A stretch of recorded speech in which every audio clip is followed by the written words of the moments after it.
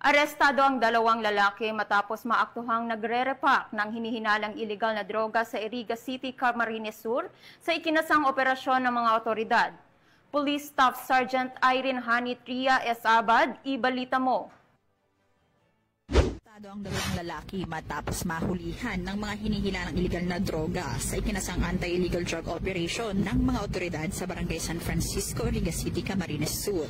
Ayon sa Iriga City Police Station, nakatanggap ng impormasyon ang mga operatiba hinggil sa dalawang sospek na umano'y nagbabalot ng iligal na droga sa naturang lugar. Agad namang rumisponde ang mga kapulisan at naaktuhan ng mga ito sa mismong paggawa ng nasabing iligal na aktibidad. Nakumpiska mula sa mga sospek ang 5 pakete ng hinihinalang shabu na may timbang na humigit kumulang 10 gramo at tinatayang nagkakahalaga na 68,000 piso. Kasalukuyang nasa kustodiya na ng Iriga City Police Station ang mga sospek at mahaharap sa kasong paglabag sa RA 9165 o ang Comprehensive Dangerous Drugs Act of 2002. Mula dito sa Bicol Region, ako ang inyong PNN Correspondent, Staff Sergeant Irene Hani Tria Abad, alagad ng batas, tagataguyod ng balitang pulis.